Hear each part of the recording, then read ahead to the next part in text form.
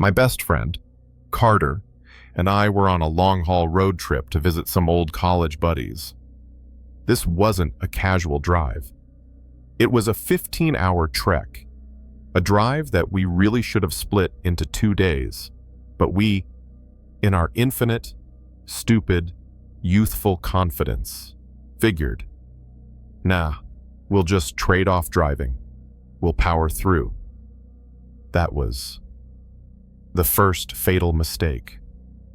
I drove first, managing to grind out the first 4 hours. Then, Carter switched over. The plan was for me to get some recovery sleep while he was at the wheel. But I couldn't. I don't know why. Maybe the coffee, maybe the cramped passenger seat.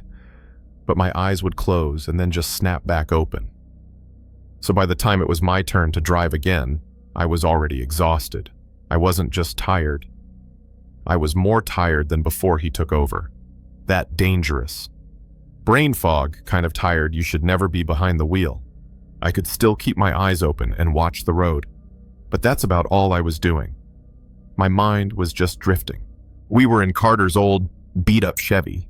It had no modern tech, no friendly beeps to warn. Hey, fuel is low. Just a solitary analog gas gauge, which I had been completely ignoring. My eyes were just glued to the road lines, repeating, repeating, repeating. And then it happened. The car started to stutter. The engine sputtered, gave a desperate shake, and then just died. The only sound left was the weak whisper of the tires on the asphalt as we coasted to a stop. Only then did my brain snap back online and realize what I'd done. The tank was bone dry. Carter jolted awake. "What's going on?" He frantically grabbed his phone, searching for the nearest gas station while I tried to steer the dead car. It took less than 30 seconds before I had to pull off the highway. The car couldn't go another foot. I felt like the world's biggest idiot. The guilt was just crushing.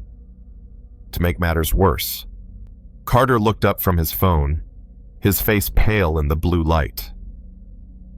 "The nearest gas is 4 miles away." 4 miles. At 1 a.m., we were stranded in a place that was just nowhere. Looking out the window, all I could see was pitch black. We were surrounded by cornfields, or something like them, tall and silent, like black walls hemming us in. No streetlights, no houses, and worst of all, no sound, and no other cars. We talked through the options. Call for help? Carter shook head. They'll charge us $200 just to bring a gas can.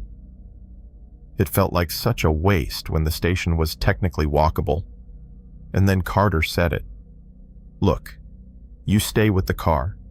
I'll walk there and bring the can back." Even though it was 1 a.m. and pitch black, Carter didn't seem to mind. He got out of the car. The cold night air immediately flooded the cab. He started walking down the shoulder, heading into the darkness. In less than a minute, his silhouette was completely swallowed by the night. I sat back in that metal box, totally alone, and basically just stewed over how my stupid mistake had put us in this situation. The silence in the car was suffocating. No engine, no radio, nothing. Just me and my own guilty thoughts. But just a few minutes later, that dead silence was shattered. I saw headlights coming toward me in the distance. At first, it was a brief sense of relief. Another car, a normal person. But as they got closer, my relief evaporated. They approached and passed, but they were going slow. Unnaturally slow for the speed limit. I think the limit was 55 or 60, but this car crept past at maybe 15 or 20. So slow I could hear the gravel crunching under its tires. My heart started to pound. I watched in the rearview mirror, and my stomach just clenched. They didn't speed up after they passed. They slowed down even more, their brake lights glowing hot red in the dark, eventually stopping and, methodically, pulling a 3-point turn. They were coming back. They were coming back.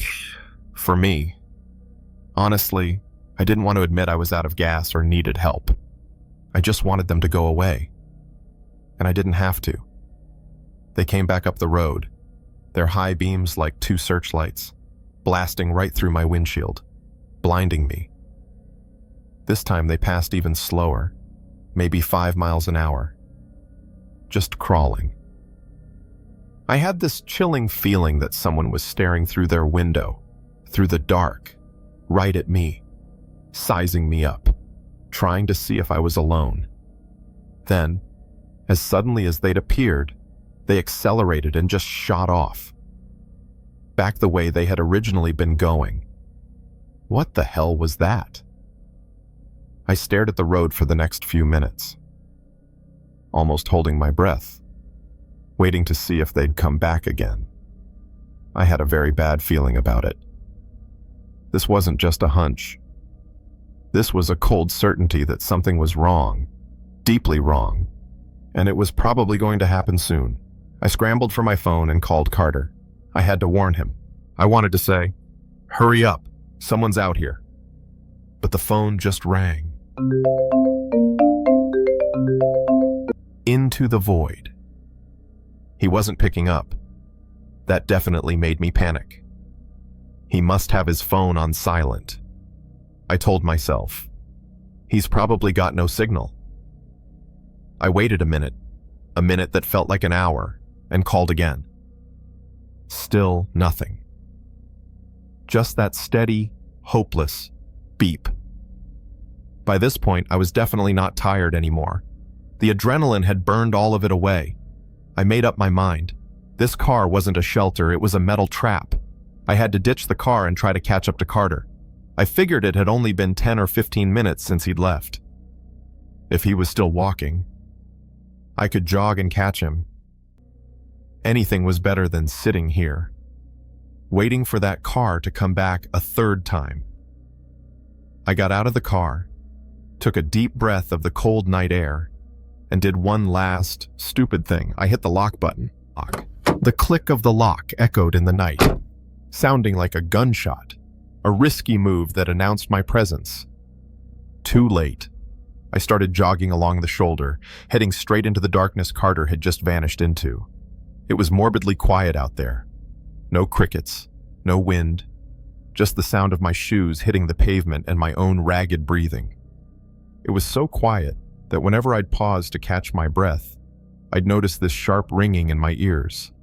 It was the sound of absolute silence, the sound of that primal fear when you know you are completely exposed. I'd been jogging for about 15 minutes. In theory, I figured I should have caught up to Carter by now. Unless something had made him start running. My stomach clenched. I decided to pull out my phone and try calling him one more time. And that's when I heard it, his ringtone. It wasn't a welcome sound. It was this eerie tune, very faint, coming from somewhere off the side of the road, sounding horribly out of place in this desolation. I stared into the darkness past the shoulder and just barely saw a faint, flashing blue light coming from the tall grass. My body went rigid. "Carter?" I called out, but my voice cracked. He didn't answer. I couldn't see anything but that faint screen, a tiny, dead beacon in a sea of black. I took a few steps off the road and waded into the grass, the wet stalks slapping against my legs. I called out again, louder. "Carter, where are you?" Finally, I got a response. I heard Carter's voice, but it was weak, choked with fear. Quiet. I couldn't make out what he was saying. I hurried closer, and Carter yelled again, but this time, it wasn't my name. It was a command, a panicked whisper. Get down now." I still couldn't see him, but I didn't need to. I just did what he said. I dropped flat onto the cold, damp grass. And that's when I looked back at the road. Headlights. The car was back.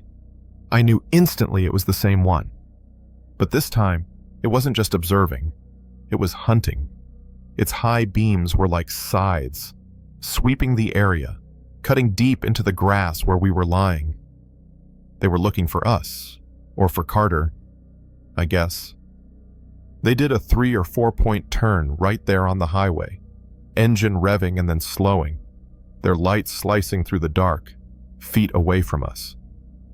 I could smell the exhaust fumes. I just held my breath, pressed myself into the dirt, my heart feeling like it was going to explode out of my chest.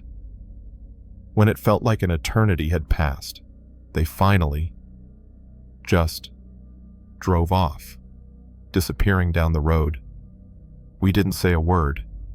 We just got up and ran. We sprinted to the gas station.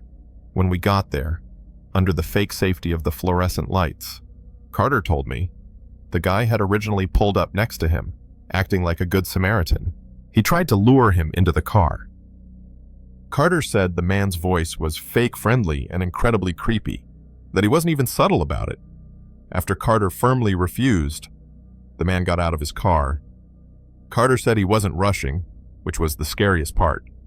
Carter just bolted. I guess the guy figured Carter would keep running on the road, so he got back in his car to chase him. But Carter had veered off, jumped into the grass, and hid. At some point in the panic, his phone flew out of his pocket, and he was too terrified to move or get up and expose himself, so he just stayed hidden. We made it to the station and got help. We told the cops about the man, described the car and everything, but they never found him. He vanished like a highway ghost. It was a terrifying encounter, and I still feel sick. Because my stupid mistake is what put us in this situation. One small mistake that almost cost us both our lives. One thing's for sure, I will never ever forget to fill up my tank again. This happened back in 2014, and to be honest, even now, I still catch myself glancing in the rearview mirror just to make sure no one's there. You see, I almost never took road trips back then. I didn't have the time. I rarely had enough days off to just drive, let alone add time to actually enjoy the vacation. At this particular time, though, I was in between jobs, which is a nice way of saying I was unemployed, and my family was planning a surprise 50th birthday party for my dad.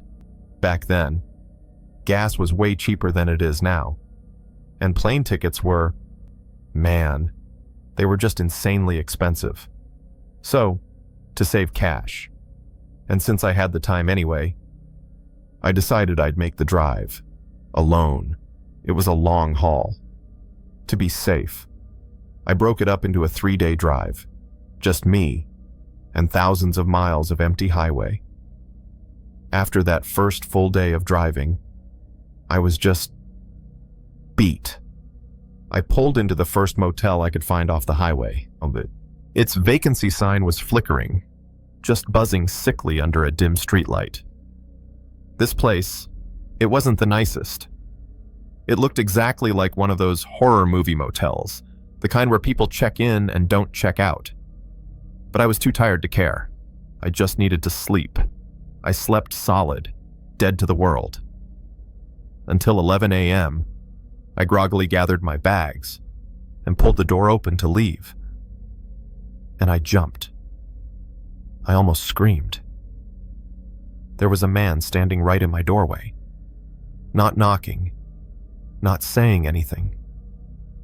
He was just there.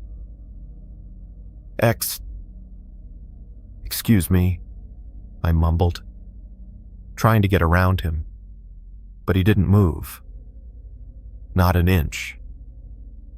He just stood there, rooted to the spot, partially blocking the way, forcing me to awkwardly shuffle past him. The man looked to be in his mid-40s, and the first thing I noticed were the heavy, dark circles under his eyes. These weren't lack of sleep circles. They were deep, sunken, and an almost bruised purple, like he was seriously ill. His whole face just gave off this vibe. Not just unfriendly, but almost hostile. But the creepiest part was when I started to move the rest of my stuff to the car. He was still standing there, outside my motel room, motionless as a statue, and just watching me. His eyes were locked on me, never leaving, no blinking, not for a second. I felt that cold chill up my spine, that primitive feeling that tells you you're being watched by a predator. I quickly threw my stuff in the car. Luckily, I wasn't staying any longer. I checked out in a hurry, threw my bag in the car, and just left. I tried to push the weird guy out of my head, just some creep at a bad motel. I told myself. I got back on the road, feeling a little better just seeing him disappear in my rearview mirror. This was the longest leg of the drive, at least 10 hours, a long, grueling stretch, straight through the center of the country, what people like to call the middle of nowhere. I have to say, the first few hours were fine. I was passing through towns and cities, surrounded by the normal flow of traffic. You know, there's a strange safety in a crowd, an anonymity. But that safety didn't last. It took 5, maybe 6 hours of solid driving, and then everything just changed. The buildings disappeared, the last of the billboards fell away, and the landscape became empty. Just long, endless stretches of rural country. Nothing but fields and sky. Just me, my car, and the highway stretching out in front of me. And as I realized the towns were getting sparse, dozens of miles apart, the isolation started to really creep in. I glanced at my gas gauge. It was time. I decided to stop at the next station I saw. I paid, started the pump, and went inside the convenience store. I needed a coffee, a strong one, just a normal, everyday errand. But when I came back out, coffee in hand, my heart skipped a beat. There was another car parked right next to mine. I don't mean near my car. I mean, it was too close. So close their front bumper was almost touching my back bumper. It was an old, deep red Toyota Corolla, the kind of red that was faded and weather-beaten, and the car just looked dirty. But the most alarming thing was the windshield. It was tinted dark, like illegally dark. You couldn't see anything through it, but I knew. You know that feeling, that prickling on the back of your neck. I knew, with absolute certainty, someone was in there, and they were looking at me. I couldn't shake the creepy feeling that I was being watched from inside that dark, metal box. My hands were shaking a little. I hurried, pulled the nozzle out, slammed it back on the pump, and practically jumped into my car, locking the doors immediately. I started the engine, pulling out of the station, and almost instantly, I swear, not even a second later, that car pulled out too. They didn't get gas. They didn't buy anything. They were just there, waiting for me. And they pulled in, right behind me, on the highway. My mind was screaming at this point. Calm down. It's a coincidence. They're just a bad driver. I tried to tell myself that and just kept driving. I watched them behind me for a while. They kept a very professional distance, always 5 or 6 car lengths back. Far enough to not technically be tailgating, but close enough that I knew they were still there. But then the sun started to set. The weak orange light gave way to a bruised purple. And then darkness, and I started to lose them. Their headlights just blended in with the other cars. And then I couldn't really tell which car was which. I could just see these clusters of headlights behind me in the growing dark. When it was fully dark, The highway became deserted. And just like that, I drove for about another 4 hours with no sign of that red Corolla. Or at least, I thought I didn't. Just like that, I'd almost completely forgotten about it. I convinced myself I'd just been tired and paranoid. At this point, my biggest enemy wasn't some mystery car. It was sleep. The next major city, and safety, was still 2 hours away. I really wanted to make it, to get a decent hotel. But I wasn't sure I could. My eyelids were heavy. I thought, okay, I need to stop. I need to get another coffee. Hopefully, it would be enough to keep me sharp for those last 2 hours. I pulled into the next gas station I saw, but immediately, something felt wrong. The convenience store was dark, not a single light on. The whole station was closed. I was frustrated, but I looked down at my gauge, and I knew I didn't have a choice. I couldn't risk running out of gas in the absolute middle of nowhere. I pulled up to the pumps. The only light at all was a single, weak security light, flickering and buzzing overhead. I got out and started the pump. It was horrifyingly quiet. You know that kind of silence that's so quiet? Your ears ring? It was that. The place was creepy enough, just this single, dim oasis of light surrounded by a suffocating pitch black. I couldn't see anything beyond the weak glow of the station. And then, it happened. Almost immediately after I stepped out of my car, I saw it. A single set of headlights, turning off the empty highway and starting to creep down the ramp, directly toward me. My heart started to pound. Thump. Thump. Thump. The car got closer, rolling into the dim light. My stomach just bottomed out. It was it. The old, deep red Corolla. Unmistakable. The paranoia from earlier was now just pure, uncut terror. Every nerve in my body was screaming, "Run!" The thought I had been suppressing for hours was suddenly horribly clear. I was not imagining it. I was being hunted. My hands were shaking violently. I fumbled, ripping the nozzle out, throwing it back on the pump. Gasoline splashed onto my hand, the sharp smell hitting my nose. But the car wasn't going to a pump. It didn't slow down. It came in fast, speeding right toward me, and then, screech! It slammed on its brakes and parked right next to me, blocking my driver's side door completely. I was trapped. I barely managed to dive into my car from the passenger side, a desperate reflex, and scrambled over into the driver's seat.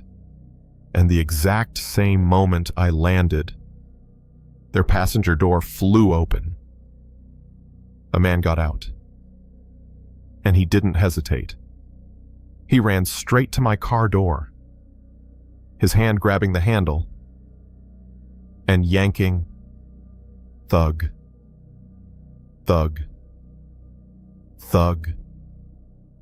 It only took a split second in the flickering light for me to recognize him. Oh God. It was the man from the motel. Those same sick, sunken eyes, staring at me through the glass. That feeling, that chill on my spine, it was back, but 100 times worse. I was screaming. I twisted the key, the engine roaring. When he realized the door was locked and it wouldn't open, he stopped, just for a second. I glanced at him as I slammed the gas, my tires squealing on the pavement. I was expecting to see anger or frustration, but what I saw was 1,000 times more disturbing. He was smiling, a huge, grotesque grin, stretching from ear to ear, as if this whole thing, my terror, was just the funniest joke he'd ever known. He was completely, totally unhinged. I floored it, peeling back onto the highway, my heart about to burst. I didn't stop. I didn't care.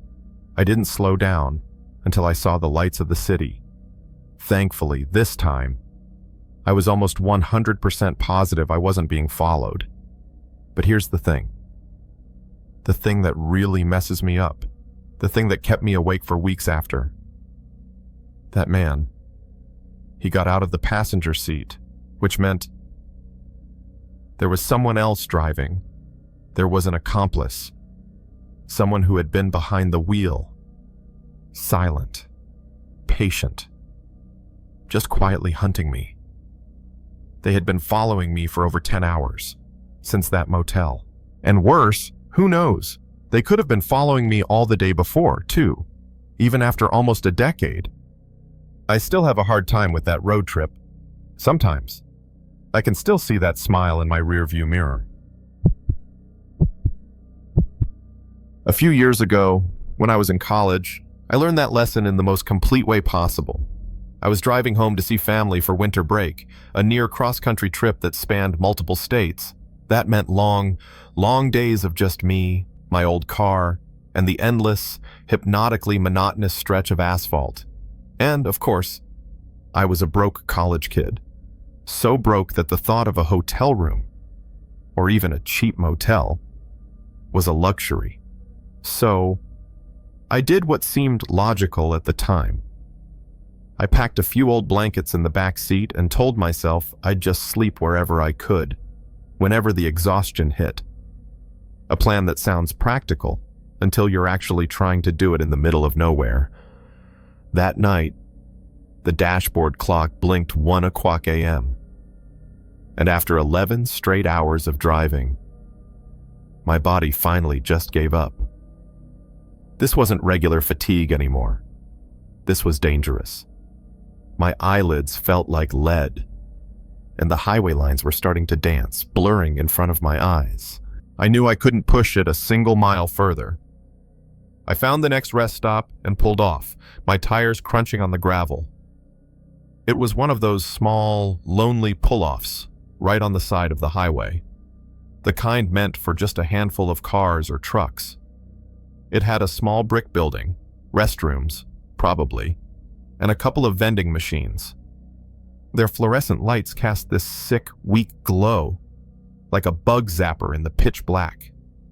There was only one other car parked there, a beat-up old sedan, in the absolute farthest spot. To keep my distance, I parked on the opposite side, hoping we'd both have some privacy. I cut the engine, and the sudden silence was almost deafening. I stood up, joints popping, to stretch my legs and make a quick run to the restroom. The freezing winter air hit me immediately. Inside the building, the air was even worse. It was definitely not clean. The reek of stale urine and bleach was overpowering. It was pretty gross, but I did my business and headed back out to the car. And that's when I saw him. Instantly, my skin began to crawl. There was a man standing right outside my driver's side window. He wasn't just standing near it. He was bent at the waist, hands cupped against the glass, his face pressed right up against it, staring into my car, at my blankets and the stuff I had inside.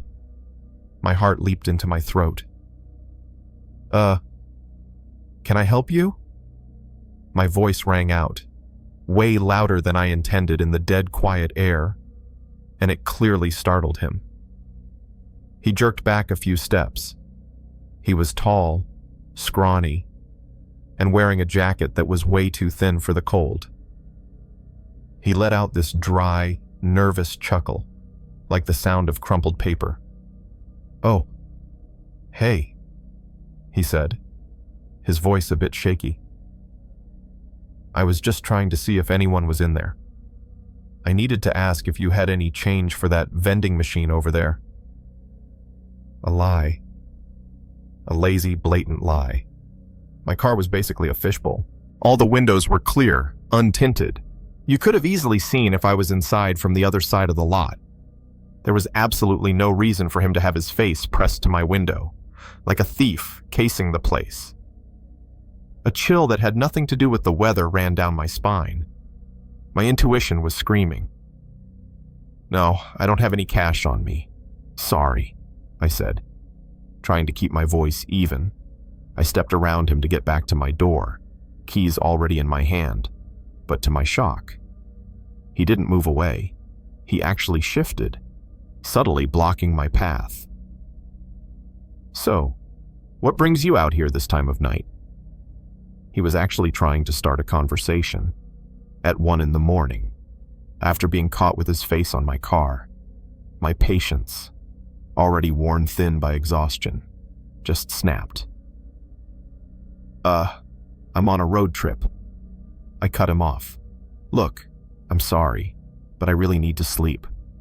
I can't talk right now." I pushed past him, unlocked the door, and practically fell into the driver's seat. The man gave this weird, awkward wave, and then shuffled off to the other car and got inside. I hit the locks. The thunk of the bolt was so comforting. I let out a breath, watching him get in his car. At least he wasn't just some homeless guy acting weird. Honestly, at that point, I was just so tired. The exhaustion was like a thick fog. It was shutting down all rational thought, all my survival instincts. I didn't care what he was doing. I just wanted to sleep. Of course. Thinking back on it now, in my right mind, I would have left immediately and driven to the next rest stop. But I didn't.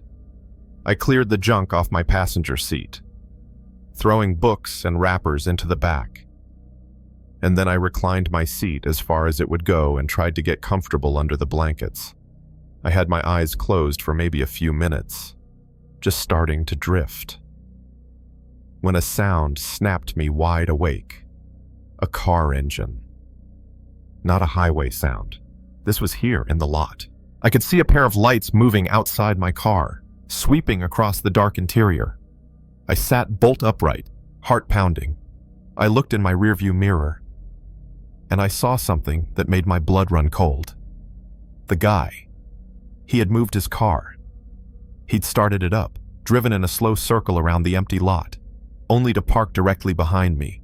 His high beams were on, flooding my cabin, turning it into a spotlighted stage. There was zero legitimate reason for this. He was blocking me in. He was trapping me. As that cold, awful realization hit, I knew I couldn't stay. The exhaustion evaporated, replaced by pure adrenaline. I had made a terrible, terrible mistake. I scrambled to pull the seat up, threw the car in drive, and slammed on the gas, my tires spitting gravel as I fishtailed back onto the highway. I had a few choice words for the guy under my breath as I sped away. I just figured I'd escaped some total weirdo. I had no idea that the next 40 minutes were, in reality, just the head start he was giving me before he started the hunt. And that inconvenience, as it turned out, would be the least terrifying part of the entire night. Driving exhausted is incredibly stupid, and I knew it. This wasn't just sleepy. It was that dreaded highway hypnosis, that hazy, almost trance state that long-haul drivers know all too well.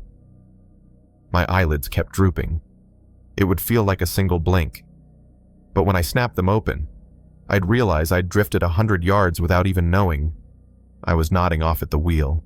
This kept happening. Every few minutes, my head would dip, and I'd jerk awake, my heart pounding like a drum, hands gripping the wheel.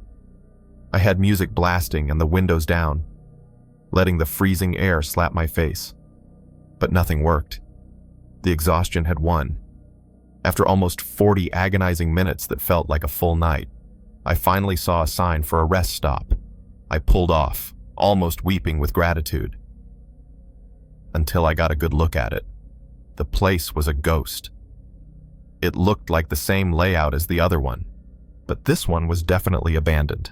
Looked like it had been for years. The only light came from a single, buzzing, broken lamppost. The restroom building was sealed shut with rotting wooden boards, and every visible surface was covered in faded, scribbled graffiti. The place just reeked of neglect. A small bush rational part of me was screaming, "Get out. This isn't safe. This is where bad things happen." But the much larger, exhausted part of me thought the exact opposite. This place was perfect, because it was abandoned. No one would be here. No weird guys asking for change. No one moving their car to block me in. Just absolute, heavy silence. It was a place to pull over, and I told myself I'd have no problem sleeping here for just a few hours. I didn't even bother to recline my seat properly.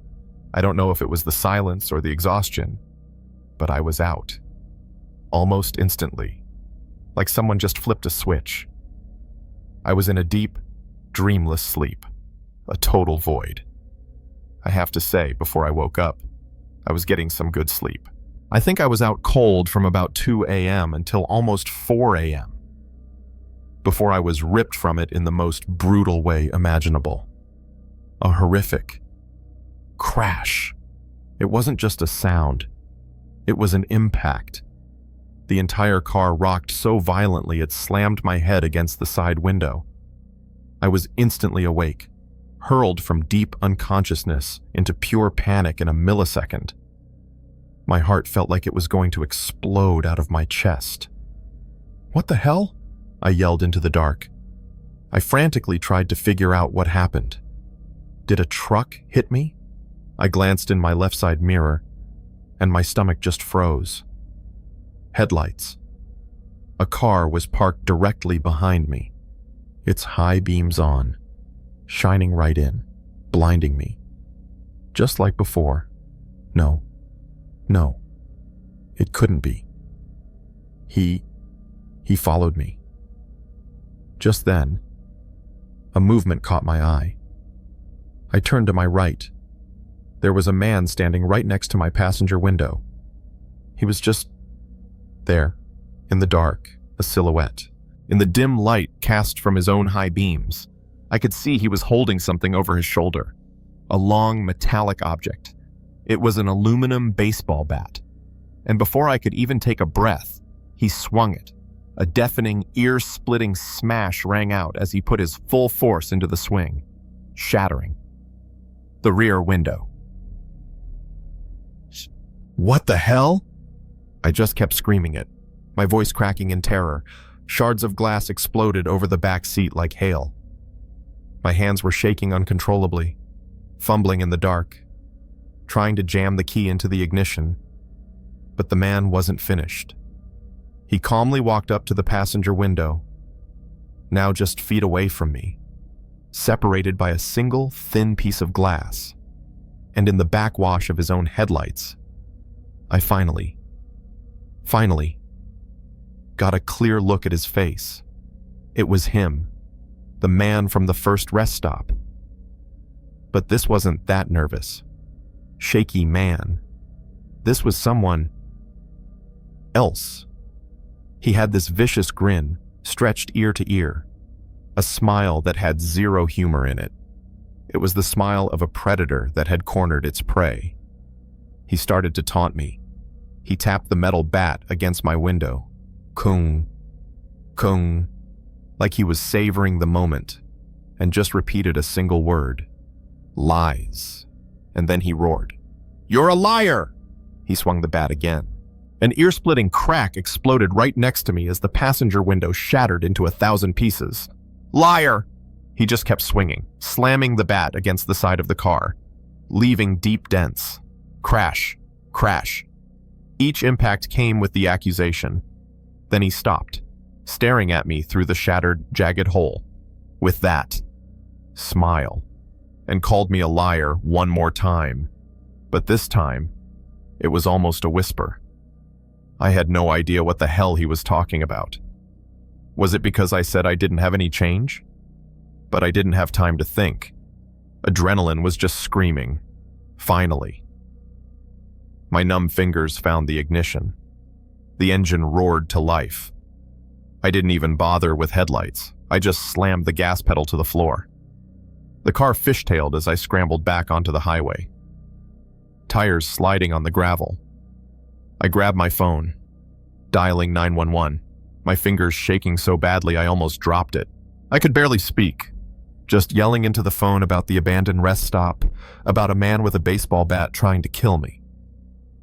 The dispatcher calmed me down and directed me to the nearest lit gas station, where an officer would meet me. I was able to meet a sheriff's deputy there, who saw the state I was in, shaking, covered in tiny glass fragments, and my wrecked car. I explained the entire thing, from the first encounter to the attack. That's when we checked the full damage. 2 windows, completely gone, deep, bat-shaped dents, all over the right side doors. But then, the officer shined his flashlight down at the tires. My heart stopped. "Oh, man," he said. "Look at this." My rear right tire had been slashed, not a puncture, a deep, clean cut. It was almost completely flat. The full horror of it just washed over me. He had done that. He'd done it silently while I was asleep, before he started smashing things. He wasn't just trying to scare me or rob me, he was trapping me. He was making sure I couldn't get away. Another deputy went to the abandoned rest stop, found all the glass on the ground. But the man was long gone. They put out a bolo for the man's description and his car, but nothing ever came of it. He had vanished into the night, just as quickly as he'd appeared. I was stranded in that unfamiliar town for a couple of days getting my car fixed, but eventually, I made it home safe.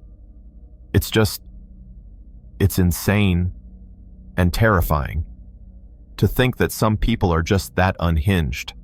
I mean, I'm assuming the guy just snapped over something as simple as me not giving him some change. Or maybe just not wanting to talk to him at 1 a.m. on the side of a highway. The truth is, I almost died that night, beaten to death in my car by a psycho. Over something that stupid and meaningless. That's the most terrifying part of all.